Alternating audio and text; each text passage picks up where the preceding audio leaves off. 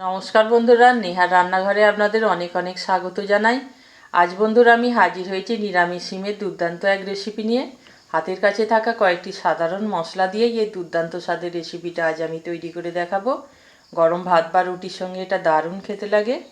তো প্রথমে এই রেসিপিটার জন্য আমি নিয়েছি 150 গ্রাম শিম। শিমের মধ্যে থাকা সুতোর মতো অংশটি বাদ দিয়ে আমি শিমগুলো ভালোভাবে ধুয়ে নিয়েছি। আর লাগছে আমার 3টে কাঁচা লঙ্কা, নিয়েছি সর্ষে ও পোস্ত, 2টো কাঁচা লঙ্কা একসঙ্গে ছিলে বেটে রেখেছি আগে থেকেই। নিয়েছি কিছুটা কালো জিরে, লঙ্কা এবং হলুদের গুঁড়ো 1/2 চামচ করে। আর নিয়েছি একটা টমেটোকে কুচি করে রেখেছি। নিয়েছি সর্ষের তেল এবং নুন। এই কয়েকটি উপকরণ দিয়েই আমি আজ এই রেসিপিটা বানাবো। তো আপনারা দেখতে থাকুন। এবার আঁচে আমি কড়াই চাপিয়ে দেব। কড়াইটা গরম হলে এর মধ্যে আমি 1 চামচ সর্ষের তেল দিয়ে দেবো। কড়াইটা গরম হয়ে এসেছে, এর মধ্যে দিয়ে দিচ্ছি আমি 1 চামচ সর্ষের তেল। দিয়ে দেবো কিছুটা কালো জিরে,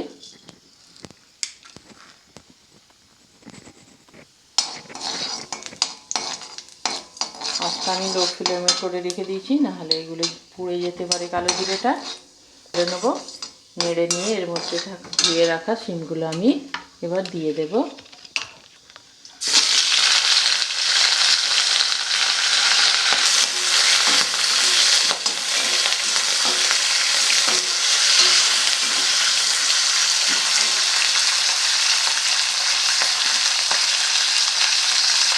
দিয়ে দিচ্ছি 1/2 চামচ লবণ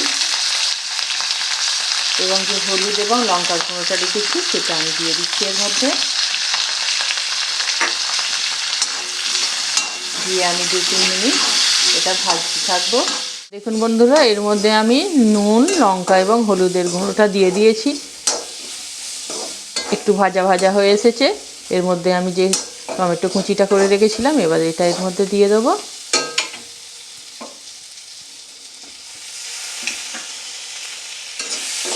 দিয়ে আরও আমি 2 মিনিট নাড়তে থাকবো। তো বন্ধুরা দেখুন, আমার শিমগুলো ভাজা হয়ে গেছে 50%। এবার টমেটোগুলোও গলে গেছে, একটু দেখুন হালকা হালকা গলে গেছে। এটা এবার আমি একটা অন্য প্লেটে উঠিয়ে নেব। বন্ধুরা, আমি শিমগুলো এবার প্লেটে উঠিয়ে নিয়েছি। এবার আমি আঁচেতে অন্য এক কড়াই বসিয়ে দেবো এটা ভাপানোর জন্য। বন্ধুরা দেখুন, এটার নাম হচ্ছে যেহেতু শিম ভাপা, তাই আমি এটা ভাপানোর জন্য একটা টিফিন বক্স নিয়ে এর মধ্যে ভাজা শিমগুলো দিয়ে এবং সর্ষে পোস্ত বাটাটা রেখেছিলাম সেটা ওর মধ্যে দিয়ে দিয়েছি। দিয়ে দিচ্ছি 3টে কাঁচা লঙ্কা, আর উপর থেকে কিছুটা ছড়িয়ে দিচ্ছি কাঁচা সর্ষের তেল। আর দিয়ে দিচ্ছি কিছুটা ধনেপাতা। দিয়ে আমি এর মুখটা এঁটে দেবো। তো টিফিন বক্সটা বসানোর জন্য আমি আগে থেকে একটা কড়াই বসিয়ে দিয়েছিলাম আছে, তাতে 2 কাপ জল দিয়েছি। দেখুন জলটা গরম হয়ে গেছে। এর মধ্যে আমি এবার টিফিন বক্সটা বসিয়ে দেব।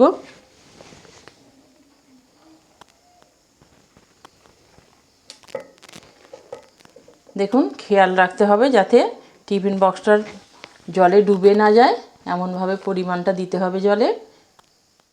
দেখুন বন্ধুরা, আমার 10 মিনিট ভাবে রান্না করানো হয়ে গেছে। এবারে আমি আঁচ থেকে এটা নামিয়ে নেব। আঁচটাকে আমি অফ করে দিচ্ছি।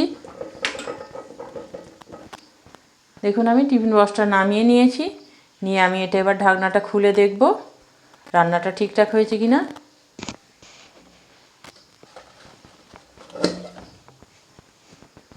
দেখুন রান্নাটা কত সুন্দর হয়েছে, শিমগুলো একেবারে পুরোপুরি সিদ্ধ হয়ে গেছে। তো বন্ধুরা দেখে নিলেন, খুব সহজেই তৈরি হয়ে গেল নিরামিষ শিম ভাপা। তাহলে বন্ধুরা বাড়িতেও আপনারা এই পদ্ধতিতে রান্না করে খেতে পারেন, খুব ভালো লাগবে। বন্ধুরা ভিডিওটি যদি আমার ভালো লেগে থাকে তাহলে লাইক, শেয়ার, কমেন্ট করবেন। আর অবশ্যই চ্যানেলটি আমার সাবস্ক্রাইব করবেন।